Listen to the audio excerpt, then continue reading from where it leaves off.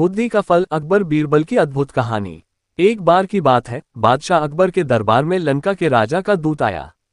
दरबारियों की निगाहें उसकी ओर उठी। आखिर वह इतनी दूर से अकबर महान के पास किस काम से आया है। दूत ने झुककर आदाब किया और कहा, आलमपना, हमारे महाराज ने आपको एक खास काम सौंपा है। उन्हें आपके दरबार की अक्लमंदी पर पूरा भरोसा है, इसलिए उन्होंने मुझे आपके पास एक अनोखी मांग लेकर भेजा है। वो चाहते हैं कि आप हमें एक घड़ा भरकर बुद्धि दीजिए। इतना सुनते ही पूरा दरबार सन्न रह गया। अकबर खुद भी हक्के बक्के रह गए। अरे, ये कैसी मांग है? भला घड़े में बुद्धि भरकर कोई कैसे दे सकता है? लगता है लंका का राजा हमारा मजाक उड़ाना चाहता है। अकबर मन ही मन सोचने लगे, लेकिन तभी उन्हें अपने प्रिय मंत्री बीरबल का ख्याल आया। अकबर बोले, इस मुश्किल काम का हल अगर किसी के पास है तो वह सिर्फ बीरबल है। बीरबल दरबार में बुलाए गए। उन्होंने बड़ी शांति से दूत की मांग सुनी और मुस्कुराते हुए बोले, आलमपना, इसमें कोई चिंता की बात नहीं है। बुद्धि का घड़ा तैयार हो जाएगा, बस कुछ हफ्तों का वक्त चाहिए। अकबर को राहत मिली और उन्होंने बीरबल को समय दे दिया। उस शाम बीरबल ने अपने एक नौकर को बुलाया और कहा, कुछ छोटे मुंह वाले घड़े ले आओ। नौकर ने आज्ञा मानी और घड़े लेकर आ गया।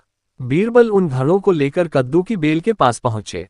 उन्होंने एक एक घड़ा कद्दू के छोटे फूलों पर उल्टा रख दिया और आदेश दिया, इनकी देखभाल करते रहना, यही हमारी योजना की कुंजी है। दिन बीतते गए, कद्दू धीरे धीरे बड़े होते गए और घड़ों का आकार भरने लगे। कुछ हफ्तों बाद कद्दू पूरी तरह घड़ों के भीतर फंसकर बड़े बड़े गोल फल बन चुके थे। बीरबल ने नौकर की मेहनत की प्रशंसा की और कहा, अब घड़े बुद्धि से भर चुके हैं। निर्धारित दिन पर बीरबल ने लंका के दूत को दरबार में बुलवाया। उन्होंने ताली बजाई और नौकर एक बड़ी थाली में घड़ा उठाकर दरबार में ले आया। बीरबल ने घड़ा दूत को थमाते हुए कहा, लीजिए श्रीमान, ये रहा बुद्धि का फल। इसे अपने महाराज को भेंट कर दीजिए। लेकिन ध्यान रहे, जब ये घड़ा खाली हो जाए तो इसे जस का तस वापस कर देना, तभी इसमें भरी बुद्धि असरदार रहेगी। दूत घड़े को लेकर घबराया, फिर भी वह कुछ कह न सका। मन ही मन सोचने लगा, हाय राम, हम कितने मूर्ख निकले। बीरबल का जवाब सचमुच नहीं।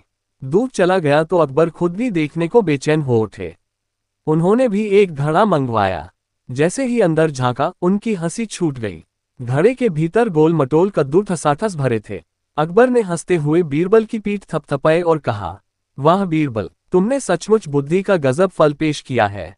लंका का राजा इसे पाकर तुरंत ही बुद्धिमान हो जाएगा। पूरा दरबार ठहाकों से गूंज उठा।